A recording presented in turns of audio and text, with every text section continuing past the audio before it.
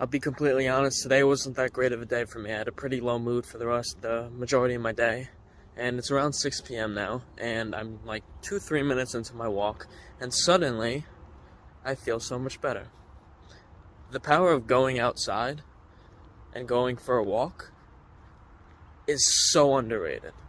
Because every single time I do this, 92% of the time, it helps my mood. Occasionally, I'll still overthink, but the majority of the time, your thoughts become so much more clear.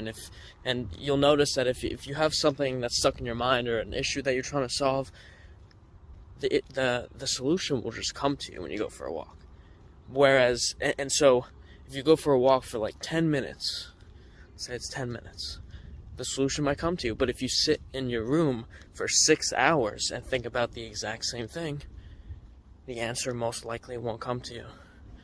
Because being human, technology has advanced. We live in houses and all these. We have air conditioning, and God bless for all that stuff, right? But it's also made us taken away from our roots, which is nature. This is like the supreme reality, being outside. This is where we originated from. Because if the history is correct, then we grew up as cavemen and cavewomen, and we were always outside and hunting and this and that. And so, basically, 24/7, we were outside. We weren't inside, sitting at our office jobs and sitting at the desk and being in school and all this bullshit, right? All this stuff that we have now is great, but we still need to go outside. And the sun is literally healing. That's why you notice sometimes when it's not as nice of a day outside, your mood is a little bit lower and you don't feel as great. But if it's a sunny day and you go outside and you soak in the sun, you feel so much better. And because, that's our natural place. And something else I've thought about is, in terms of us being inside so much, being inside is kind of, I think, the reason that, makes us, a part of the reason as to why we get depressed more and we're unhappy. And because when you're inside and you're in this box room, no matter how big it is, it's kind of like you're limiting yourself, where it's like you're out here and the sky is the limit, man. The universe is the limit, right?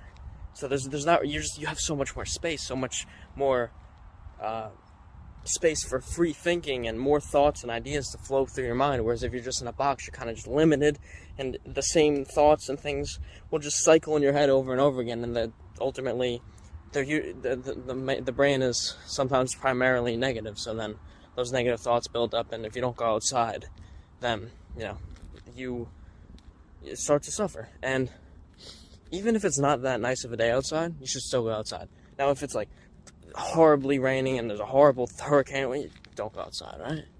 But even maybe if it's drizzling a little bit or it's just a cloudy day, still go outside, man.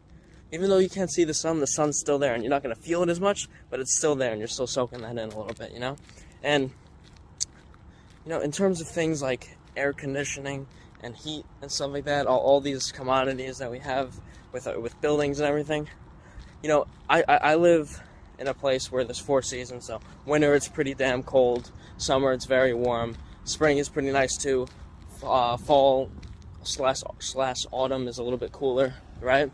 And when it's winter time, and so where you live makes a big difference on your exposure and your feeling of hot and cold, right? So let's say alright, so I live in New Jersey, right?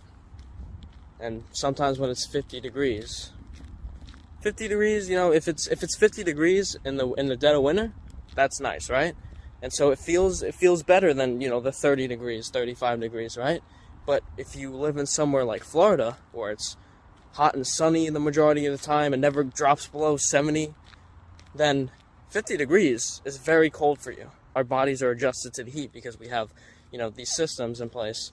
And when we go outside, so the wintertime feels so much colder than maybe it actually is in reality. Like, if we were still in the time where we lived outside the majority of the time, I guarantee 30 degrees wouldn't feel as cold as it does now, because our bodies are so adjusted to feeling warm because we're in buildings. so that the second we go outside, we're instantly freezing, right?